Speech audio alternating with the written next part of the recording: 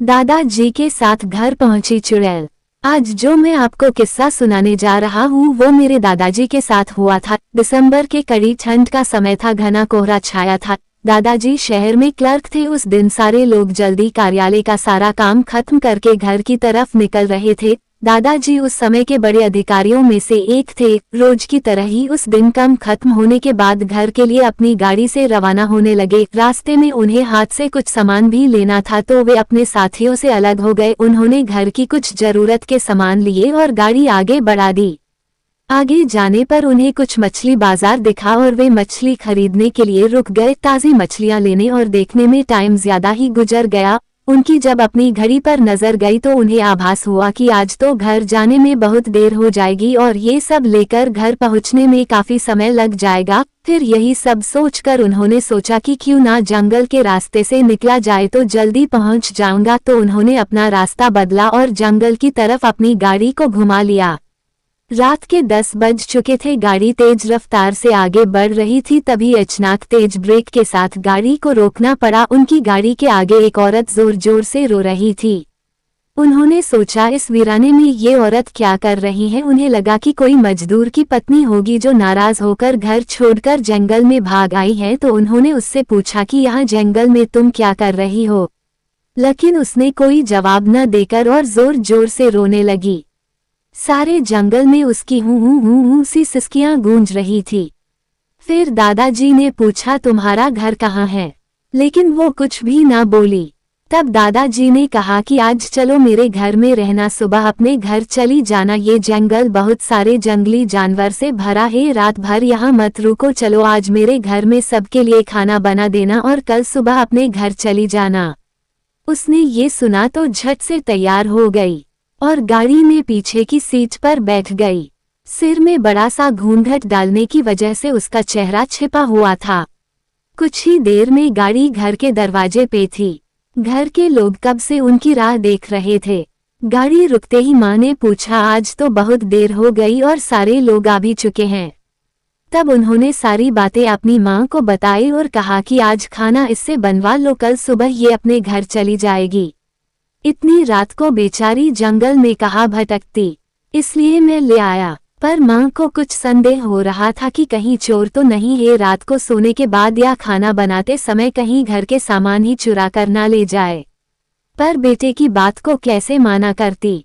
उन्होंने उस औरत को कहा देखो आज तो मैं रख ले रही हूँ, लेकिन कल सुबह होते ही यहाँ से चली जाना और जाओ रसोई में ये सामान उठा कर ले जाओ और खाना बना दो। उसने फिर से जवाब नहीं दिया, बस हूँ की ध्वनि सी बाहर आई और वो सारा सामान लेकर माँ के पीछे दो चल दी। रसोई में सारा सामान रखवाकर माँ ने उसे खाना जल्दी बनाने की सख्त हिदायत दी और वहां से चली गई। लेकिन उनका मन कुछ परेशान सा था। फिर 5 मिनट में रसोई में उसे देखने चली गई कि वो क्या कर रही है और उसका चेहरा भी देखना चाहती थी।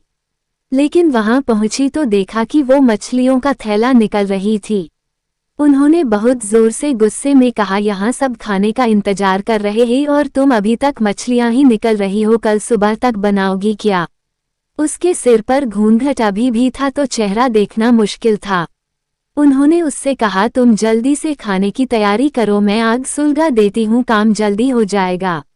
और वे जल्दी से चूल्हा जलाने की तैयारियां करने लगी, लेकिन साथ ही वो उसका चेहरा देखने की भी कोशिश कर रही थी। लेकिन वो जितना देखने की कोशिश करती वो और पल्लू खींच लेती। अंत में हारकर वे बोली देखो मैंने आग सुलगा दी है, अब आगे सारा काम कर लो, कुछ जरूरत हो तो बुला लेना। लेकिन वो फिर कुछ नहीं बोली। अब उन्हें लगा कि यहाँ से जाने में ही ठीक है, वरना मेरा भी समय खराब होगा और हो सकता है अनजान लोगों से डर रही हो। ये सब सोचकर उन्होंने उसे कहा कि मैं आ रही हूँ, जल्दी से खाना बनाकर रखना, और वहां से निकल गई। मन अभी तक परेशान ही था, कभी अपने कमरे कभी बच्चों के कभी बाहर, सबको देख रही थी कहीं कुछ अनहोनी ना हो जाए। 1 मिनट भी आराम से नहीं बैठ पाए। अभी 5 मिनट ही हुए थे पर उनके लिए वो घड़ी पहाड़ सी हो रही थी। समय बीत ही नहीं रहा था।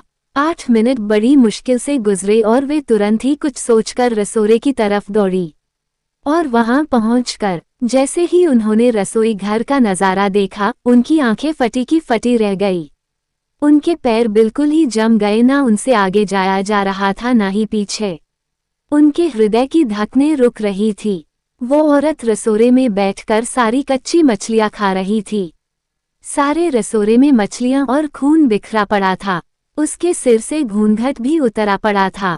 इतना खौफनाक चेहरा आज तक उन्होंने नहीं देखा था। बाल, नाखून सब बड़े हुए थे। मछलियां खाने में मगन होने की वजह से उसे कुछ ध्यान भी नहीं था, और खुशी से कभी दो वो आवाजें भी निकल रही थी। हूं सी आवाजें गूंज रही थी। रसोरा पिछवाड़े में होने की वजह से और लोगों का ध्यान भी इधर नहीं आ रहा था। माँ को भी कुछ नहीं समझ आ रहा था कि चिल्लाने से कहीं घर के लोगों को नुकसान ना पहुंचाए। वो चुड़ैल से अपने घर को कैसे बचाए उन्हें समझ नहीं आ रहा था। बस भगवान का नाम ही उनके दिमाग में आ रहा था। अचानक वे आगे बढ़ने लगी उसकी तरफ, और झट से एक थाल लिया और चूल्हे की तरफ दौड़ी। उस चुड़ैल की नज़र भी माँ पर पड़ चुकी थी, सो वो भी कुछ सोचकर उठी अपनी जगह से। माँ कुछ भी देर नहीं करना चाहती थी। उन्हें पता था कि आज अगर जरा सी भी लापरवाही हुई तो अनहोनी हो जाएगी। उस चुड़ैल के कुछ करने से पहले ही उन्हें चूल्हे तक पहुंचना था, और चूल्हे के पास पहुंचकर उन्होंने जलता हुआ कोयला थाल में भर लिया और चुड़ैल की तरफ लेकर जोर से फेंका। आग की जलन की वजह से वो अजीब सी डरावनी आवाजें निकालने लगी। अब तो उसकी आवाजें बाहर भी जा रही थी। सारे लोग बाहर से रसोरे की तरफ भागे। वो चुड़ैल जोर से हूं की आवाज आई निकाल रही थी और पूरे रसोरे में दौड़ रही थी और माँ को पकड़ना भी चाह रही थी। लेकिन अब सारे लग रसोरे में आ चुके थे, तो लोगों की भीड़ देखकर वो और भी डर गई थी। लोगों की भीड़ को ठेलती हुई वो बाहर जंगल की तरफ भागी, और सारे लोग ये मंजर देखकर डरे सहमे से खड़े थे और मन ही मन माँ की हिम्मत की दाद दे रहे थे। तो ऐसे छूटा चुड़ैल से पीछा।